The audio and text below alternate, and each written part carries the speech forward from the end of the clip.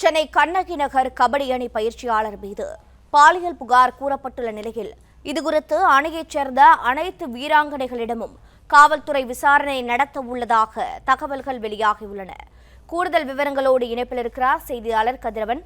கதிரவன், வணக்கம். கண்ணகி நகர் கபடி அணி பயிற்சியாளர் மீது வைக்கப்பட்டிருக்கக்கூடிய குற்றச்சாட்டின் விவரம் என்ன?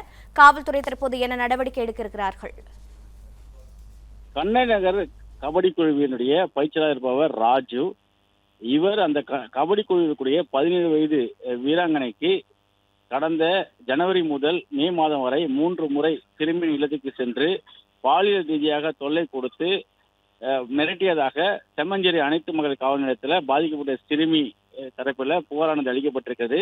சிறுமியின் தாயார் உயிரோடு நிலையில் பாட்டின் அரவணைப்பில் வாழ்ந்து வந்த அவரை இந்த ராஜு என்பவர் பல முறை மிரட்டியதாகவும், இதை பற்றி வெளியே கூறினால் கபடி பயிற்சி பெற முடியாது என்றும் கபடியை வளர முடியாது என்று கூறி மிரட்டியதாகவும் தெரிய வந்திருக்கிறது. இதன் அடிப்படையில் போக்சோ சட்டத்தின் கீழே செம்மஞ்சேரி போலீசார் வழக்கு பதிவு செய்திருக்கிறார்கள். ராஜுவை கைது செய்ய 2 தனிப்படைகள் அமைக்கப்பட்டிருப்பதாகவும் தெரிவிக்கப்பட்டிருக்கிறது.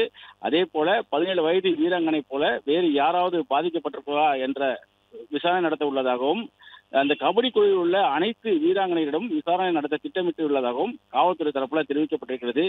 தனித்தனியாக அந்த கபடி குழுவிற்குரிய வீராங்கனைகளை அழைத்து காவல் நிலையத்திலும் குழந்தை நல அலுவலர் முன்னிலையிலும் விசாரணை நடத்த திட்டமிட்டுள்ளதாகவும், இந்திய அளவில் புகழ்பெற்றுள்ள அந்த 2 வீராங்கனைகள் உள்ளிட்டவரிடம் விசாரணை நடத்த திட்டமிட்டுள்ளதாகவும் தெரிவிக்கப்பட்டிருக்கிறது.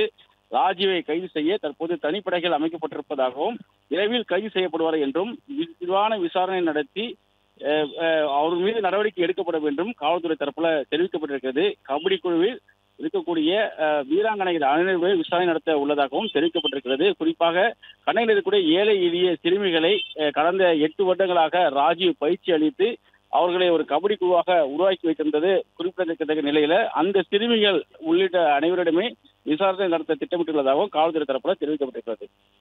பிளே ஸ்டோர் மற்றும் ஆப் ஸ்டோரில் இருந்து பாலிமர் செயலியை QR கோடு மூலம் பதிவிறக்கம் செய்யுங்கள். செய்திகளை உடனுக்குடன் பெறுங்கள்.